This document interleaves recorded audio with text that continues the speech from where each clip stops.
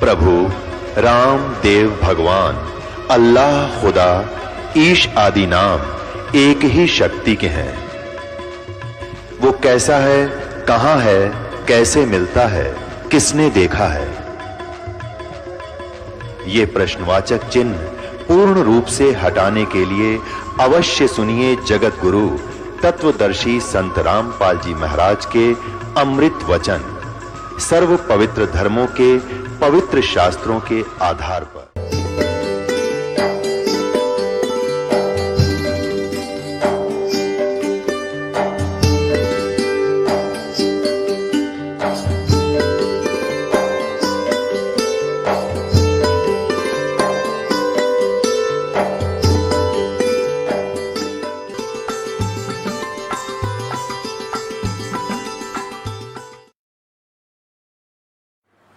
बोलो सतगुरुदेव की जय। बंदी छोड़ कबीर परमेश्वर जी की जय। बंदी छोड़ गरीबदास जी महाराज जी की जय। स्वामी रामदेवानंद जी गुरु महाराज जी की जय।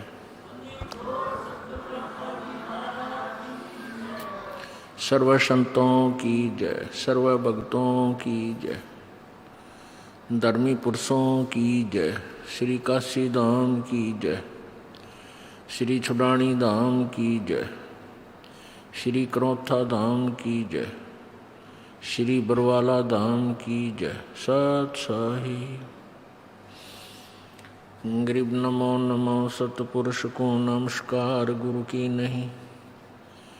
सुर नर मुनि जन साधुआ संतों सर्वसदी नहीं। सतगुरु साहिब संत सब दंडोतम प्रणाम।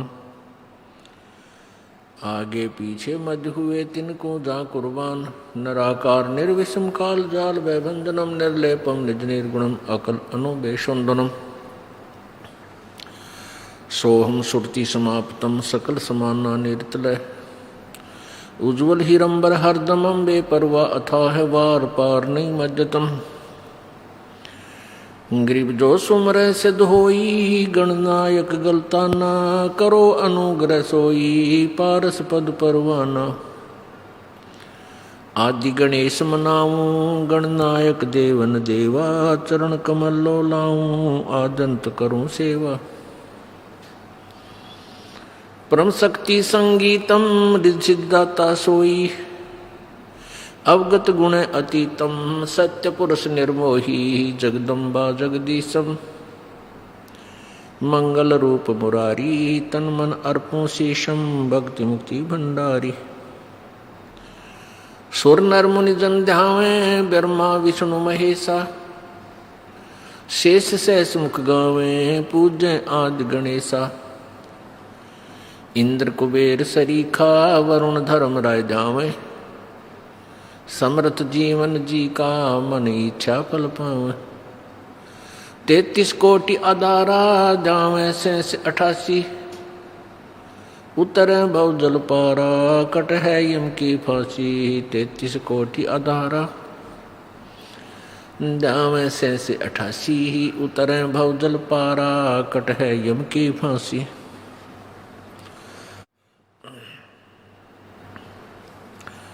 सत साहिब कर जोरूं विनती करूं। धरूं चरण पर शीसे। गुरु जी राम देवानंद जी महाराज ने दियो नाम बख्शीश। कोटि कोटि सिजदा करूं कोटि कोटि प्रणाम। चरण कमल में राखियो मैं बांधी जाम गुलाम। कुत्ता तेरे दरबार का मोतिया मेरा नाम। गले प्रेम की जेवड़ी झांखे चोवा जाऊं मैं।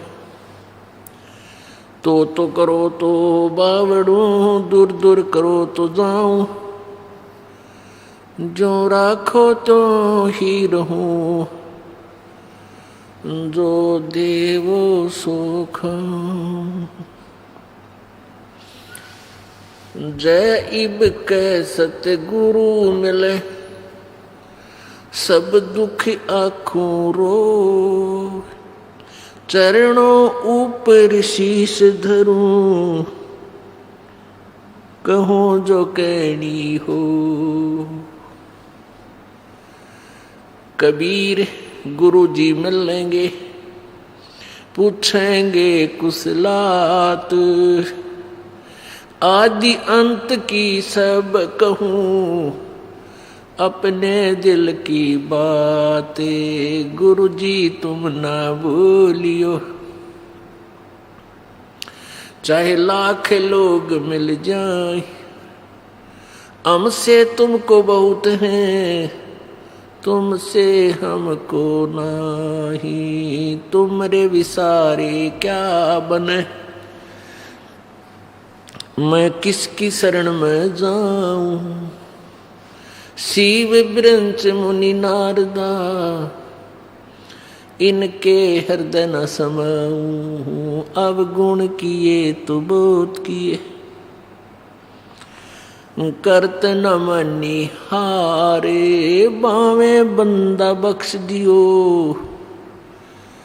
बावे गर्दन उतारे। अवगुण मेरे बाप जी, बख्शो गरीब नवाजे। जो मैं पूत कपूत हूँ, बहुर पिता को लाज। मैं अपराधी जन्म का, नख सिख बरे विकारे। तुम दाता दुख भंजना, मेरी करो संभार।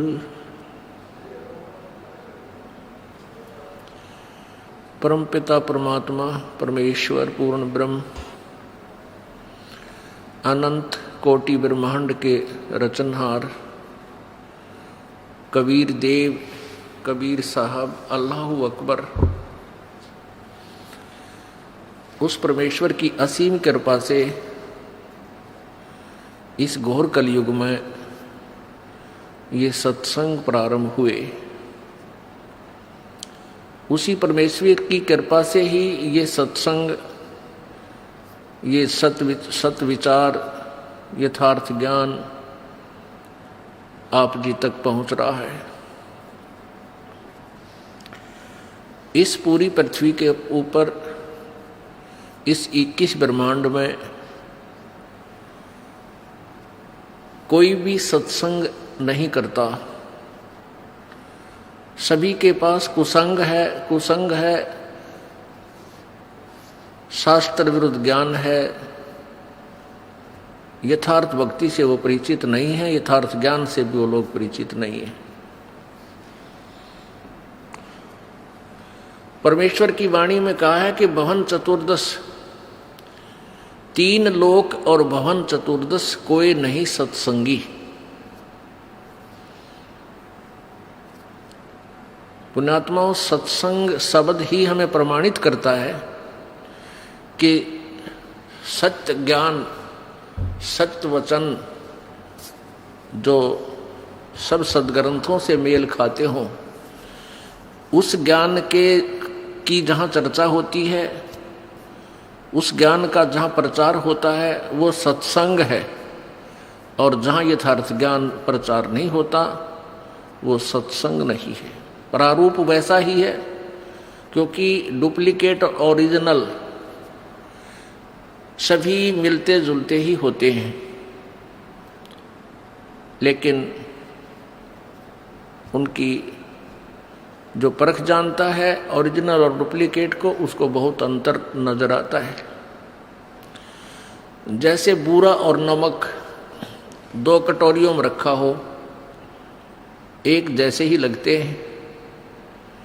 आपको बूरा की चाह है और चम्मच भर लिया नमक का और मार लिया फाका, वो बूरा समझकर, तो आपका सारा ही टेस्ट खराब हो गया। ऐसे ही सभी सत्संग, सभी संत अच्छे लगते हैं, सिमिलर होते हैं, एक जैसे ही होते हैं, समांतर होते हैं। उनके वचन बहुत से मिलते जुलते भी होते हैं, लेकिन बूरा और नमक ही समझ लेना। उसको तो वही समझ सकता है जिसने बूरा खा रखी हो, फिर नमक का टेस्ट करे।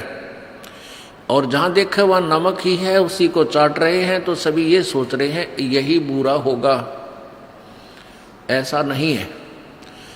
दास ने तो ये शब्द बोला है कि 3 लोक और भवन चतुर्दश कोई नहीं सत्संगी। ये बहुत महत्व रखता है। पुण्यात्माओं, यदि इस ब्रह्मांड में, इन 21 ब्रह्मांडों में यदि यथार्थ ज्ञान होता तो परमेश्वर को यहाँ नहीं आना पड़ता। उस सर्वशक्तिमान सतलोक के वासी कबीर देव को, कबीर प्रभु को इस लोक में आने की आवश्यकता नहीं पड़ती। उस परमेश्वर को इसलिए आना पड़ता है कि इस काल के दूतों ने काल प्रेरणा से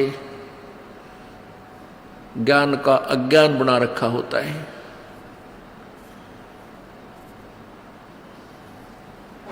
वो परमात्मा पूर्ण ब्रह्म, सर्व सृष्टि रचनहार, कुल मालिक कबीर देव, कबीर साहब अपनी प्यारी आत्माओं को अपने निज ठिकाने का, अपने मूल निवास का ज्ञान स्वयं ही कराते हैं।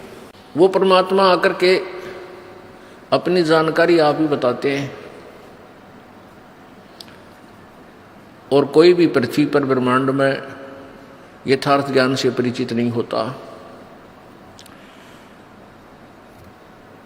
पुण्यात्माओं, आपका सौभाग्य है कि आपको कलयुग के उस दौर में, कलयुग के उस समय में आपका मनुष्य जीवन है कि अब परमात्मा प्राप्ति सहज में हो सकती है। इसका कारण क्या है? परमेश्वर कबीर जी अपने सत्यलोक से चलकर यहाँ रूपांतर करके आते हैं। इस काल को धोखा देते हैं। वो पहचान नहीं सकता कि ये पूर्ण परमात्मा है। यहाँ एक साधारण से मनुष्य का रूप धारण करके वो परमात्मा यहाँ प्रकट होते हैं। कभी अपने पुत्र सहजदास का, कभी जोगजीत का, कभी ज्ञानी का रूप बनाकर वो रह रहकर अपने बच्चों को संभालने के लिए इस काल के लोक में आते हैं। तो परमात्मा जब सर्वप्रथम रूपांतर करके अपने पुत्र सहजदास का रूप बना करके आए थे, जहां पर ये काल भगवान 1 लाख प्राणियों का आहार करता है, वहां एक तपतशिला है, एक तवा होता है, जैसे अच्छा लंबा चौड़ा तवा हो, और वो अपने आप पत्थर की टुकड़ी है, अपने आप स्वतः गर्म रहती है, बहुत तेज गर्म रहती है। और ये काल 1 लाख मानव शरीरधारी प्राणियों के सूक्ष्म शरीर को उस तपतशिला पर डालकर इनसे गंध निकालता है, इनको खूब अच्छी तरह गर्म करता है। और ये प्राणी वहां तड़फते हैं बुरी तरह उस तपतशिला के ऊपर। और इनके अंदर से सारे जीवन में जो इन्होंने स्थूल शरीर से जो विकार किए, कोई आहार किया, सुल्फा, तमाकू, शराब पी, वो सब अंश उस सूक्ष्म शरीर में डिपॉजिट होता है। उसको वहां गर्म करके जीव के सूक्ष्म शरीर से निकालता है, तड़फ जैसे बहुत बुरी तरह मेल्ट कर देता है, पिघला देता है उनके शरीरों को, बहुत बुरी तरह गर्म बहुत करता है। लेकिन जीव मरते नहीं, परेशान बहुत होते हैं, तो उनको बहुत ज्यादा पीड़ा होती है और हाहाकार चिल्ला चिल्ला कर अचेत हो जाते हैं। और उनसे निकले हुए गंध को ये काल भगवान 21 ब्रह्मांड का स्वामी, जिसको ब्रह्म कहा जाता है, जिसको ज्योत स्वरूपी निरंजन भी कहते हैं, ये आहार करता है, उस गंध को खाता है।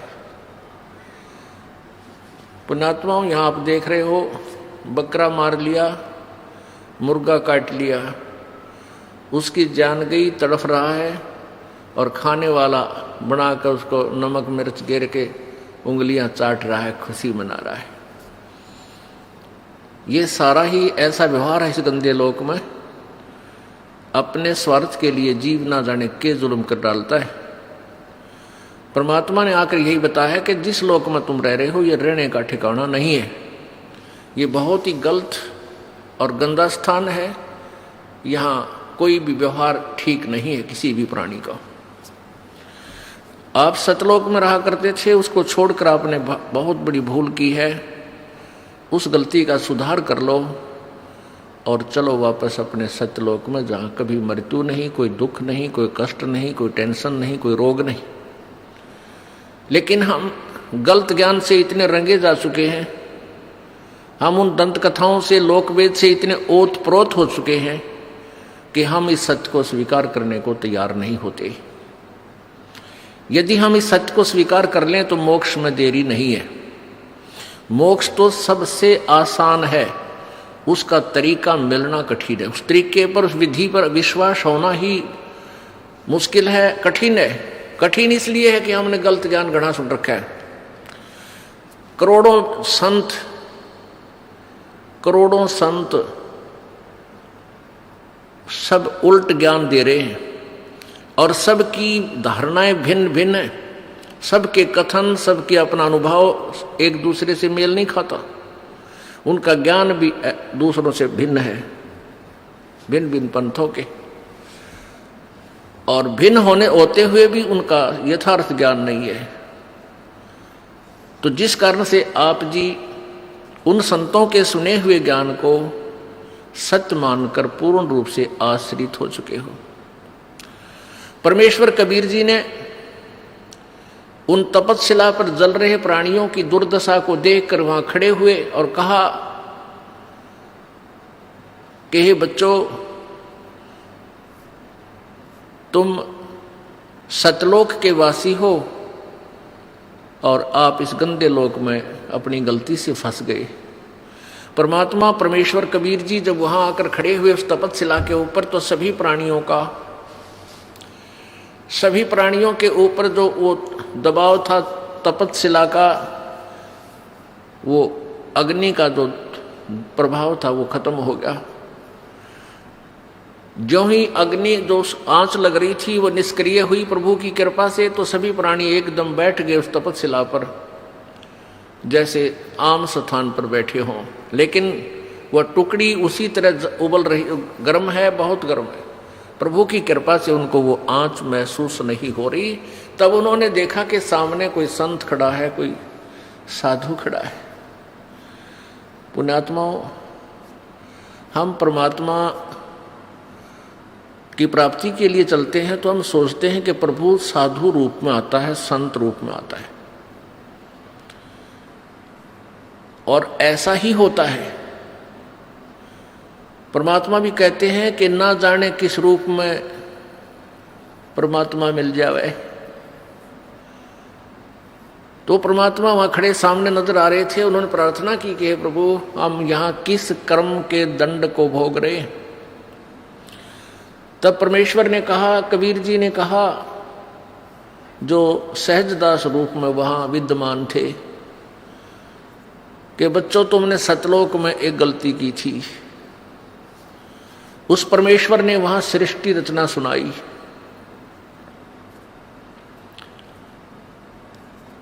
उन्होंने बताया, परमेश्वर ने बताया कबीर जी ने, कि तुम सतलोक में रहा करते थे सभी, वहां कोई कष्ट नहीं था तुम्हारे को, ना मृत्यु थी, ना ये तपस्शिला का कष्ट था, ना कोई रोग था, ना कोई कोढ़ था, किसी चीज का अभाव नहीं था आप जी को। तुम अपनी गलती से यहाँ काल के जाल में फंस गए।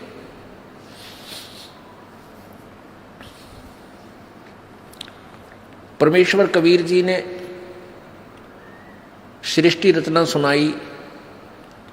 वो सृष्टि रचना ये दास आपको सुनाएगा। परमेश्वर द्वारा दिया हुआ ज्ञान इस दास के वचनों में।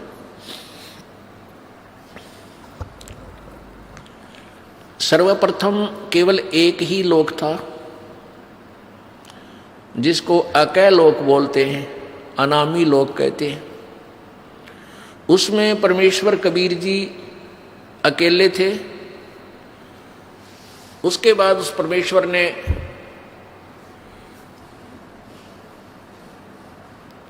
एक से अनेक होने का ख्याल किया।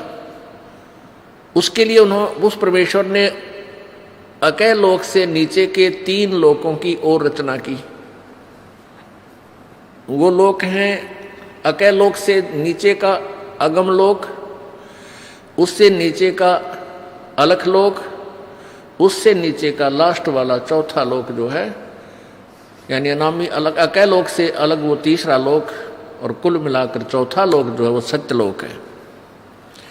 उसी पूर्ण परमात्मा ने, पूर्ण प्रभु ने, कबीर देव ने, कबीर साहब ने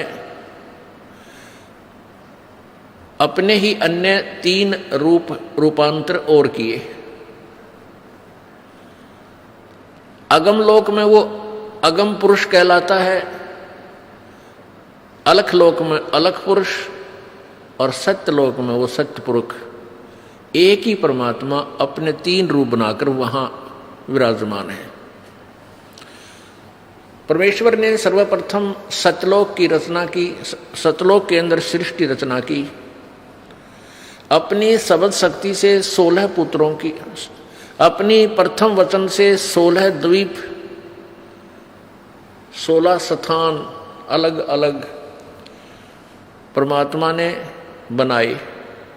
फिर 16 शब्दों से, 16 वचनों से 16 पुत्रों की उत्पत्ति की, और उन सबको कहा कि तुम अपने अपने द्वीप में अलग अलग रहो। उसके पश्चात परमेश्वर ने, कबीर जी ने अपने पुत्र उन 16 में से जो अचिंत है उससे कहा कि अचिंत आप अन्य रचना आप करो। अब अचिंत ने परमेश्वर से प्राप्त शक्ति के आधार से इस अक्षर पुरुष अर्थात परब्रह्म की उत्पत्ति की। अक्षर पुरुष स्नान करने के लिए उस मान सरोवर में चला गया जो परमात्मा ने ही उन सब द्वीपों के साथ ही रचना की थी। ये सरोवर तालाब आदि एक जैसे शहर के नगर के अंग ही होते हैं, ऐसे इस मान सरोवर के अंदर वो स्नान करने के लिए गया, क्योंकि वहाँ श्वासों से शरीर नहीं है। सतलोक में श्वासों से शरीर नहीं है, और वहाँ ऐसा शरीर है जो बगैर वायु के भी रह सकते, वहाँ जीवित रहते हैं। जैसे आप देखते हो जल के प्राणी जल में ही रहते हैं, वो बाहर वायु ग्रहण करने आते ही नहीं। तो जल के अंदर वो जाकर के उस शीतल जल में सो गया, काफी समय तक बाहर नहीं आया। तब परमेश्वर कबीर जी ने, उस पूर्ण ब्रह्म ने, सत्य पुरुष ने, सतलोक के मालिक ने उस सरोवर से जल लिया, उसको अपनी सबद शक्ति से एक अंडा बना दिया, और एक वचन से उसके अंदर एक आत्मा, अपने ही अंदर से एक आत्मा प्रवेश की। उस अंडे को जल में छोड़ दिया। वो अंडा गड़गड़ गड़गड़ करता हुआ जब जल के नीचे जाने लगा, उसकी आवाज से उस अक्षर पुरुष अर्थात परब्रह्म की निंद्रा भंग हो गई। जो ही उसने उठकर देखा, जिसकी अधूरी नींद कोई जाग जाता है तो उसको थोड़ा सा क्रोध होता है, और किसी आवाज से उठ जाता है तो उसकी तरफ उसका आकर्षण होता है, और उसके प्रति उसको कुछ अक्षुब्ध होता है, दुख होता है। तो उस क्रोध के दृष्टि से, उस क्रोध दृष्टि से देखा, उसके क्रोध के तेज से वो अंडा 2 भाग हो गया, और उसमें से वो ज्योत स्वरूपी निरंजन ये ब्रह्म, जिसका वास्तविक नाम कैल है, कैल काल, ये आगे चल के प्रसिद्ध हुआ। तो वो ज्योति निरंजन ब्रह्म निकला। आकाशवाणी की परमेश्वर ने कि तुम अक्सर पुरुष, तुम निंद्रा में थे, तुझे जगाने के लिए सब ये क्रिया करनी पड़ी, तुम दोनों बाहर आओ। दोनों बाहर आए, प्रणाम किया। परमेश्वर ने कहा कि जाओ तुम दोनों अचिंत के द्वीप में रहो। आदेश पाकर के ये दोनों वहां चले गए अचिंत के द्वीप में। उसके बाद परमात्मा ने कहा कि अचिंत, तेरे बस का नहीं है सृष्टि रचना करना, आगे से सब रचनाएं मैं स्वयं करूंगा। परमात्मा ने ये लीला इसलिए की थी कि ये बालक कहीं बाद में अपना जीवन कर्म ना बिगाड़ लें, इनकी फड़क निकाल दूं, इनका भ्रम मिटा दूं कि समर्थ ही कार्य सब कर सकता है, जीव के बस का नहीं। अचिंत चुपचाप बैठा रहा, अक्सर पुरुष वहां जा करके सो गया, उसके बस की बात नहीं, इसको कैसे जगाऊं। तो जीव जीव ही रहेगा और पीव पीव ही है, परमात्मा परमात्मा ही होता है। इसलिए परमेश्वर ने कहा कि अब तुम बीच में टांग मत अड़ाना, तुम्हारे बस का नहीं है कुछ भी, मैं स्वयं ही सब करूंगा। इससे परमात्मा ने उसके बाद हम सभी आत्माओं को, असंख्य आत्माओं को अपनी वचन शक्ति से वहां सतलोक में भर दिया। हम सभी वहां आनंद से रहने लगे। वहां कोई दुख नहीं था, कोई कष्ट नहीं था, किसी चीज का अभाव नहीं था। सब भंडारे भरे रहते हैं, काजू किस्मत सेब संतरे, वहाँ के जो फल हैं, मेवा है, वो सदाबहार बाग हैं। अमृत आहार है, अमृत ही वहाँ का जल है। और कोई काम नहीं, ये नाड़ी वाला शरीर नहीं, शुक्रम अकायम असनाविरम। वहाँ हमारा जो शरीर है वो बगैर स्नायु का है, और ये माता पिता के योग से बने हुई शुक्र से बना हुआ हमारा शरीर नहीं है। तो वहाँ कोई रोग नहीं, कोई बीपी हाई ना, कभी लो नहीं, किसी प्रकार का कोई शुगर नहीं, ना वहाँ कैंसर, ना फेफड़े खराब हो, ना गुर्दे खराब हो, कोई भी कष्ट नहीं, किसी चीज़ का अभाव नहीं, कोई काम नहीं, सुंदर आहार, सदाबहार बाग, हर चीज़ वहाँ उपलब्ध रहती है। चार मुक्ति जहाँ चंपी करती माया होरी दासी, दास गरीब अभय पद पर से वहाँ मिले राम अविनाशी। वहाँ जहाँ जैसे यहाँ की चौथी मुक्ति ब्रह्मलोक में जाना होता है, वहाँ पर अपने पुण्यों के आधार से कुछ दिन स्वर्ग के अंदर वो सुविधाएं जो प्राप्त हैं, जैसे होटल में जाके अपनी ही पूंजी से ये प्राणी सुविधाएं प्राप्त करता है, और पूंजी समाप्त होने के बाद फिर अपने कर्म क्षेत्र में आ जाता है जहाँ वो काम करता है। इसी प्रकार स्वर्ग महास्वर्ग चौथी मुक्ति जो प्राप्त करते हैं यहाँ की साधना से, वो ऐसा समझो जैसा शिमला के अंदर कोई सेठ साहूकार व्यक्ति, धनी व्यक्ति गर्मियों के दिनों में 2 महीना विश्राम करावे, अपने 20-30 हज़ार रुपये ले जावे और सब अपनी जेब से खाओ पियो मस्ती मारे, बर्बाद करके वापस अपनी फिर दुकान पा बैठे, फिर कर्म करे, फिर पैसे बचावे, अगली गर्मियों में फिर 2 महीने घूमे आवे। ऐसा यहाँ की स्वर्ग महास्वर्ग अर्थात ब्रह्मलोक तक की उपलब्धि है, प्राप्ति है, का फल है। तो परमात्मा कहते हैं सतलोक के अंदर वहाँ पर ये चारों मुक्ति सदा पड़ी रहे, कभी समाप्त नहीं हो।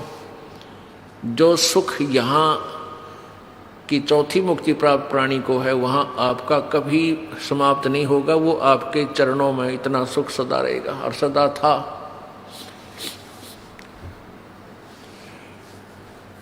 कुछ दिनों के बाद क्या हुआ कि इस ज्योति निरंजन काल के मन में एक खुरापात उत्पन्न हुआ। इसमें कुबध उत्पन्न हुई, कुमति। इसने सोचा कि मेरे सभी भाई जितने भी हैं सब अलग अलग आराम से रह रहे हैं, बड़े बड़े द्वीप हैं उनके, और हम 3 एक द्वीप में रह रहे हैं। तो उसने क्या किया, एक पैर पे खड़ा होकर तपस्या प्रारंभ की। किसने? इस ज्योति निरंजन ने, ब्रह्म ने, जो 21 ब्रह्मांड का स्वामी है। वहां सतलोक में ये केवल एक द्वीप में रहते थे 3 जने। तो इसने 70 युग तक जब तप किया, और जब ये तप कर रहा था, हम इस काल के जाल में कैसे फंसे। पुण्यात्मा, ये परमात्मा कबीर उस पूर्ण ब्रह्म द्वारा बताई गई कहानी है। ये कोई बालकों की कथा नहीं, या भूतों की कहानी नहीं है, या फिल्म स्टोरी नहीं है। ये 100% यानी 100% सत्य है। आपको बताया कि आप जी ने वो अज्ञान इतना सुन रखा है, वो बकवाद इतनी सुन रखी है कि सत्य कथा को आप बकवाद समझते हो, ये सोचते तो बनावटी बातें हैं। बनावटी बातें बनाने की उस परमेश्वर को कोई आवश्यकता नहीं थी। हम बहुत बना रहे थे, बहुत अपनी अपनी डफली बजा रहे थे, तभी आकर के उस परमेश्वर ने हमें शिक्षा दी कि तुम गलत ज्ञान से रंगे जा चुके हो। प्रत्येक पॉइंट परमात्मा का एक एक शब्द सत्य है। क्या कहा, कैसे हम फंसे कि जब ये ज्योति निरंजन काल, ये ब्रह्म तपस्या कर रहा था, एक टांग पर खड़ा होकर के अलग से स्थान प्राप्ति के लिए, राज्य प्राप्ति के लिए, तब से राज्य प्राप्त होता है। तो हम इसकी तरफ देख रहे थे, इसकी इस कला पर, इस अदा पर, इस एक्टिंग पर हम सभी आत्माएं आसक्त हो गए। हम इसको हृदय से पसंद कर बैठे। परमात्मा पूर्ण ब्रह्म कबीर जी ने, यानी सत्य पुरुष ने आवाज लगाई, आकाशवाणी की कि बच्चों तुम मस्त रहो, इसकी क्रिया पर ध्यान मत दो। अब परमपिता की आकाशवाणी आवाज सुनकर हम ऊपर से तो सावधान हो गए, परंतु अंदर से उसकी चाह मिटी नहीं। जब इसने 70 वर्ष तक, 70 युग तक तप कर लिया, तब परमेश्वर ने पूछा कि क्या चाहता है ज्योति निरंजन, तो किस लिए ये हठ कर रहा है। इस ब्रह्म ने, ज्योति निरंजन ने कहा कि पिताजी मेरे लिए स्थान कम है, मुझे अलग से स्थान देने की कृपा करें। परमेश्वर कबीर जी ने कहा कि ठीक है, तुझे तेरे 70 युग के तप के प्रतिफल में मैं तुझे 21 ब्रह्मांड देता हूं। जैसे एक धनी पिता अपने पुत्र को 21 प्लाट दे दे कि ले भाई ये 21 प्लाट तेरे हैं, क्यों रोजाना टेंशन पैदा करता है, तू झगड़ा करता रहता है, ले पकड़ अपने 21 प्लाट तू अपने अलग रख। ऐसे इसको 21 प्लाट दे दिए परमेश्वर ने, 21 ब्रह्मांड दे दिए। अब ज्योति निरंजन काल ने सोचा, ब्रह्म ने सोचा कि इसमें कुछ कंस्ट्रक्शन करूं, रचना भी हो, खाली प्लाट के काम आओगे। इसने फिर तपस्या प्रारंभ की, 70 युग फिर की, और हम और ज्यादा इस पर आसक्त होते चले गए। परमात्मा रह रहकर हमें समझाने की चेष्टा कर रहे हैं कि तुम अपने मस्त रहो, इसकी इस क्रिया पर ध्यान मत दो। लेकिन हम इतने ढीठ हो गए, अपने परम पिता को भी धोखा देने में नहीं चूके। दूसरी बार जब इसने 70 युग तप किया तो परमात्मा ने पूछा भी क्या मांगता है तू, जो तू मांग रहा था वो मैंने दे दिया।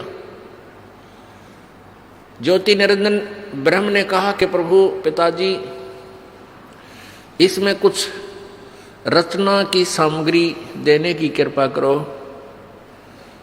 परमेश्वर ने कहा कि ले बेटा, 5 तत्व और 3 गुण प्रभु ने बनाकर अपनी सबद शक्ति से उत्पन्न करके इसको दे दिए। अगले खेल ले, खेल खिलौनों से। अब इसने सोचा भी कंस्ट्रक्शन भी कर लूंगा, फिर अकेले का जी लग गया 21 प्लाटों में, तो संतान भी चाहिए, यानी मेरे साथ कुछ आत्माएं भी हों, मेरे साथी हों, मिलजुल कर वहां रहें आराम से। इस दृष्टिकोण से इसने फिर तपस्या की। उस समय इसने 64 युग तक जब तप कर लिया, तब परमेश्वर कबीर जी ने, सत्य पुरुष ने पूछा कि भाई ज्योत निरंजन, जो तू मांगता था वो मैंने तुझे दे दिया, जो तूने मांगा वो मैंने तुझे दे दिया, अब क्यों हट कर रहा है, अब क्या चाहता है तू? तो ज्योति निरंजन ने कहा कि पिताजी मुझे कुछ आत्माएं दे दो, मेरा अकेले का जी नहीं लगता, दिल नहीं लग रहा।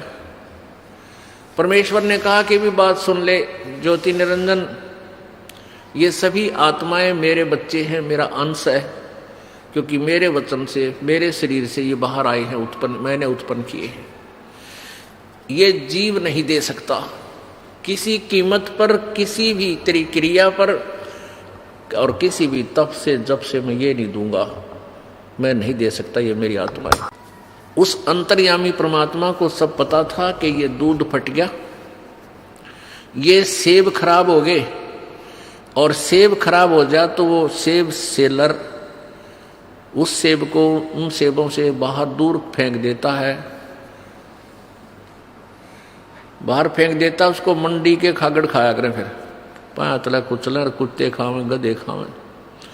तो ऐसे हम सभी आत्माएं उस परमात्मा की दृष्टि से गिर गए, हम पतिव्रता पद से गिर गए, क्योंकि हम इस ज्योति निरंजन को अंतर आत्मा से चाहने लगे, और पिताजी के कहने के बावजूद भी हमने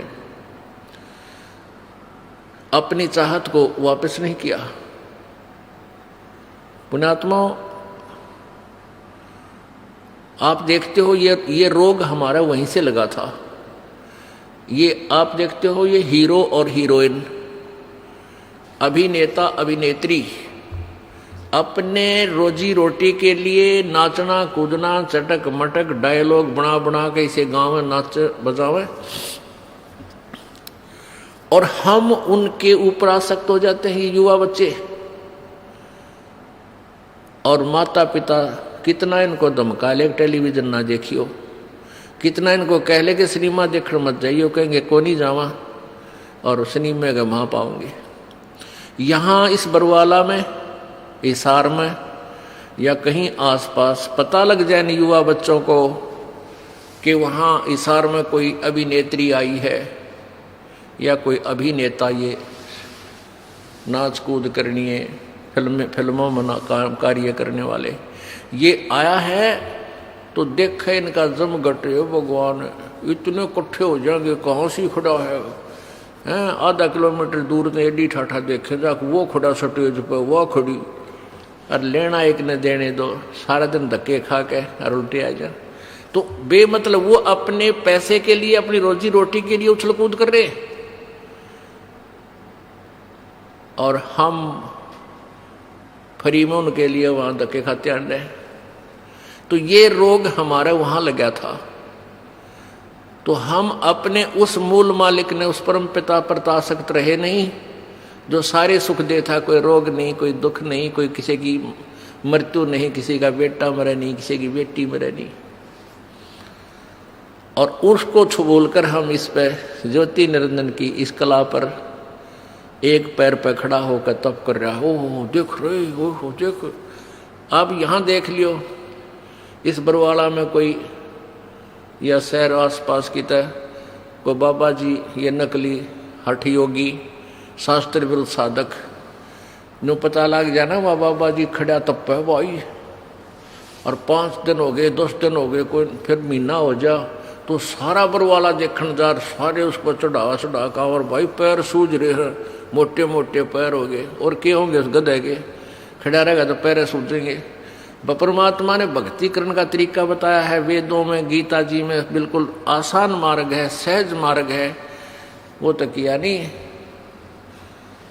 तो उस पर आसक्त हो जाए, किसी को कह दे भाई बैठ कर भजन कर ले, ये नाम है, ये मंत्र हम जो आपको बताते सबसे आसान, यूँ ना बने और न्यू के पेट पलनिया जाऊंगा और कावड़ लाऊंगा, फुदड़ फुदड़ पैदल जाकर पैदल कितना डले डुआले डोलेगा, पर बैठ कर मंत्र 2 माला करते हैं अंगड़ाई टूटन लग जाए, चल लागे तो घूम का वहाँ। अब घूमा आप घूमना पर होगा तो अपने पाछे फिर कौन बैठने देगा। तो कहने का भाव ये कि हमारा यह बीमारी वहाँ से लगी हुई है, अब इसको हमने दोबारा सेट करना है। अब ये ज्ञान से सेटिंग होगी। ये जो कथा आपको दास बता रहा है परमात्मा की बताई हुई है, किसी बालक का ज्ञान नहीं है। इसको आपने हृदय में लिख लेना है और तब इस ज्ञान को, अध्यात्म ज्ञान को आप समझ पाओगे, नहीं तो ऐसे ही भ्रमित रहेंगे। क्योंकि सृष्टि रचना के बिना कोई भी सिर पैर किसी शास्त्र का आप समझ नहीं सकते। ये मास्टर की है, ये मुख्य चाबी है सदग्रंथों को समझने की और आध्यात्मिक ज्ञान को जानने की। तो परमेश्वर ने कहा भाई बात एक शर्त है मेरी, एक शर्त पर मैं तेरे साथ अपनी इन आत्माओं को भेज सकता हूं, यदि कोई सब इच्छा से तेरे साथ जाना चाहते हो तो चले जाएंगे, फिर मैं उनको आज्ञा दे दूंगा।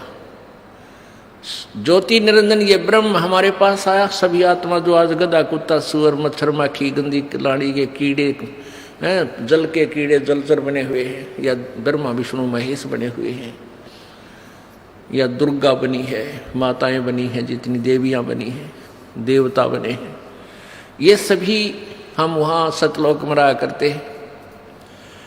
ये ज्योति निरंजन हमारे पास आया, ओए होए हम तो पहले चाह रहे थे इसको जैसे यहाँ कोई आ जाए हीरो, और फिर देखे बालक पता लगते उनसे पता लगा रोटी छोड़ के भाग लेंगे, हीरो आ गया, हीरो आ रहा, हीरो आ रहा है, वहाँ जा खड़े होंगे। तो ऐसे हम सभी उसके चारों तरफ घूम गए, झूम गए। उसने कहा कि भाई ऐसा है, मैंने पिताजी से 21 ब्रह्मांड लिए हैं और उसमें रचना करने की सामग्री भी ली है, आप मेरे साथ चलोगे? वहाँ से बनाऊंगा, स्वर्ग बनाऊंगा, महास्वर्ग बनावाएंगे, हैं वहाँ से ऐसे लगाएंगे, मेवा लगाएंगे, ऐसे करेंगे। तो हमने कहा कि हम तैयार हैं, यदि पिताजी आज्ञा दे दें तो हम आपके साथ चल पड़ेंगे। ज्योति निरंजन ने परमपिता से जाकर कहा कि पिताजी कुछ आत्माएं सब इच्छा से मेरे साथ जाने के लिए एग्री हैं, सहमत हैं। परमेश्वर ने कहा कि मेरे सामने उनसे स्वीकृति दिला तब मैं मानूं। परमेश्वर कबीर देव, सतपुरुष कबीर देव, कबीर साहब वहाँ आए और हम सबसे कहा कि भी जो आत्मा इस ज्योति निरंजन के साथ जाना चाहता है वो हाथ खड़ा करके स्वीकृति दे। अब पिताजी के सामने जो रोज ये कहा करता कि इसकी तरफ मत देखो, हम सभी शर्मिंदा हो गए और नीची गर्दन कर ली, कोई नहीं बोला, सन्नाटा छा गया। परमेश्वर ने फिर कहा कि भाई बोलते क्यों नहीं तुम? ये ज्योति निरंजन तो कह रहा था कि कुछ आत्माएं मेरे साथ चलने को तैयार हैं, बताओ कौन है? परमेश्वर ने कहा भी ज्योति निरंजन तो झूठ बोल रहा था, कोई भी तेरे साथ जाने को तैयार नहीं है। तो ऐसा सुनकर एक कर्महीन आत्मा ने सबसे पहले स्वीकृति दी कि मैं जाना चाहता हूं, मैं जाना चाहता हूं। अब फिर हमने सोचा कि सारी लूट ये अकेला लूट जा, वो आत्मा अकेली ही लूट जा, तो फिर हमने भी सारा, जैसे बच्चे क्लास में नहीं होते, अध्यापक पूछता है भाई जिसका प्रश्न याद है वो हाथ खड़ा करे, पहले डरता डरता एक आधा कराया करे, फिर उसको देखते सारे कर दे हमारे पिटाई हो जा। तो सभी के हाथ लहरा रहे हैं।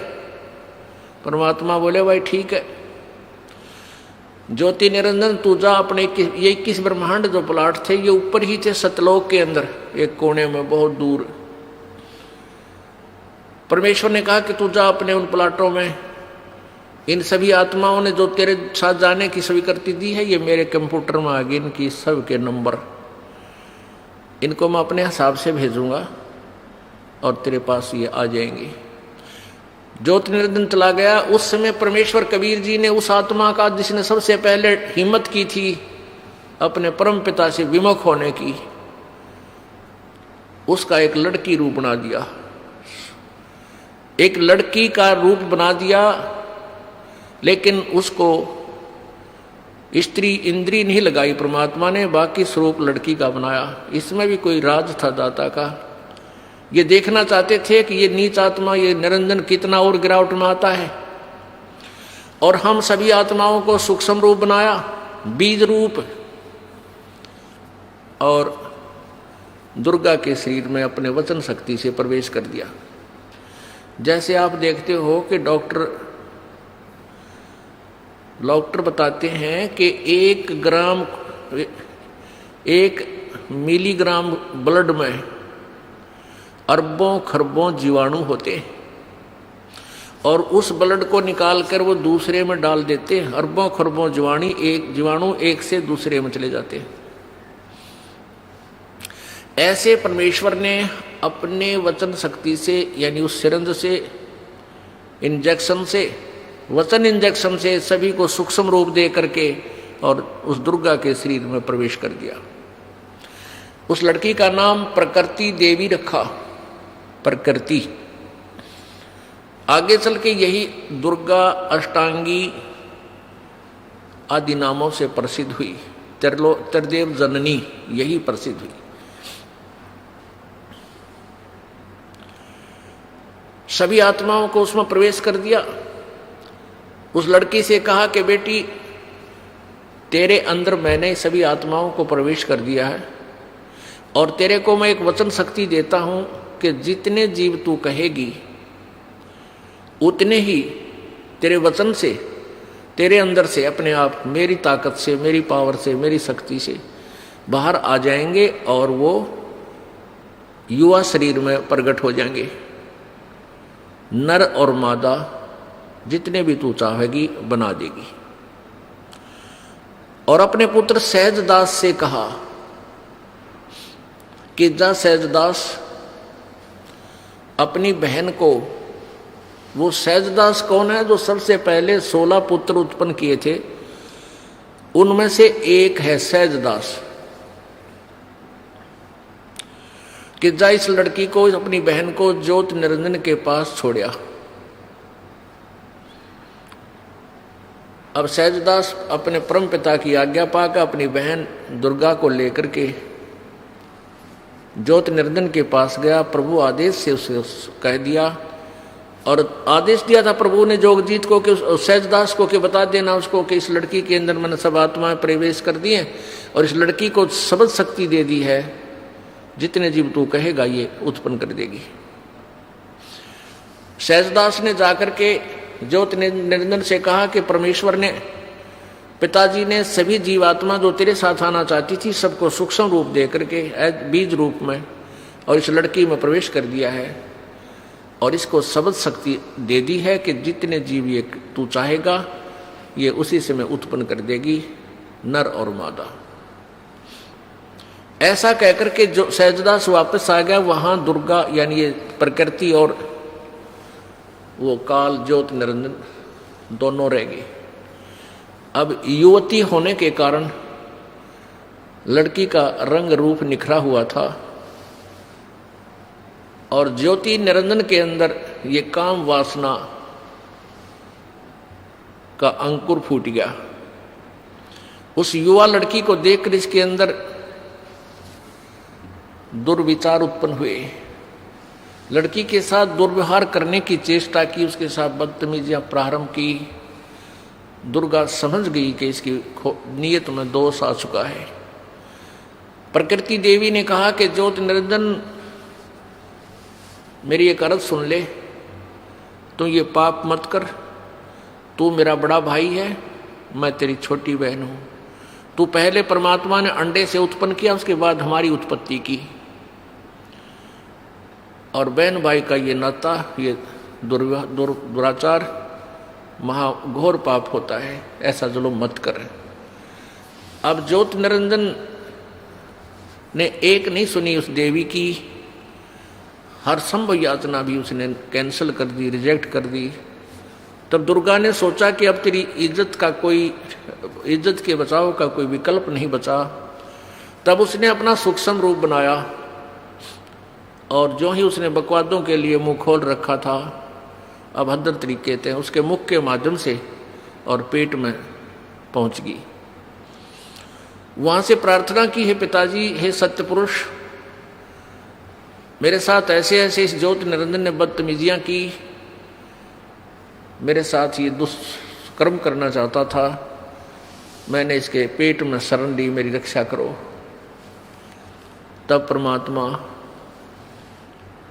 मालिक को मालूम था कि नक्के टिड्डे देगा यो, आज तक प्रसन्न हो गए इसके साथ जाने के लिए, बैठ लिए इसकी रेल में, आगे देखो क्या जुल्म करेगा इनके साथ। पता था परमेश्वर को। तो परमात्मा पूर्ण ब्रह्म स्वयं ही अपने पुत्र जोगजीत का रूप धारण करके और वहां प्रकट हो गए इस काल के लोकों में। ये ऊपर ही थे सतलोक में। वहां जाकर कहा कि जो ज्योत निरंजन सुन ले आदेश परमपिता का। परमपिता बोल ही रहे थे, आज से तेरा नाम काल होगा, 1,00,000 मानव शरीरधारी प्राणियों का तो नित सूक्ष्म शरीर से का तो नित आहार करेगा, 1,00,000 मानव शरीरधारी प्राणियों से निकले उस गंध को तू नित खाया करेगा और 1,25,000 उत्पन्न करेगा। और आज से तुम्हें यहां से निष्कासित किया जाता है, चले जाइयो यहां से तुम दोनों के दोनों। अब दुर्गा ने जुल्म किया, सबसे पहले ये स्वीकृति दी, अपने परमपिता से नाता तोड़ा, इस दुष्ट के साथ जोड़ा, तो हम अपने परमपिता के हृदय से गिर गए, हम पतिव्रता पद से गिर गए, हम व्यभिचारी बन गए। तो परमात्मा ने 21 ब्रह्मांड समेत 21 ब्रह्मांड सहित दुर्गा और काल सहित उन सबको वहां से निष्कासित कर दिया। इसका वहां से विमान चला, 21 ब्रह्मांड ऐसे चल पड़े जैसे विमान चलता है मालिक का आदेश पाते ही। और सतलोक से 16 शंख कोश की दूरी पर, 16 शंख कोश की दूरी पर आकर के ये ब्रह्मांड यहां से फिर इन्होंने परिक्रमा शुरू करती। अब यहां चक्कर काट रहे हैं 16 शंख कोश की दूरी पर, नील पद्म शंख।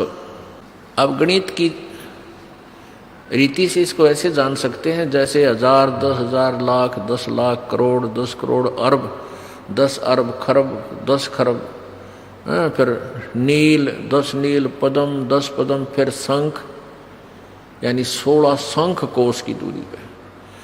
एक कोश में लगभग 3 किलोमीटर होते हैं। 48 शंख किलोमीटर दूर आ गए। पुण्यात्माओं, अब इस काल ने सोचा कि मुझे जो सजा मिलनी थी वह मिल गई, अब मैं मनमानी करूंगा। अब उसने दुर्गा के साथ फिर वही लड़की को उसके पेट से निकाल दिया परमात्मा ने। वहीं दुर्गा को इस ज्योति निरंजन के पेट से अपनी शक्ति से निकाल दिया, इसका पेट चीर का ऑपरेशन करके। वचन से ऑपरेशन हो जाता है परमात्मा का, वचन से ही सारे ब्रह्मांड बन जाते हैं। अब इस काल ने फिर ज्योति निरंजन ने फिर दुर्गा के साथ बदतमीजी की।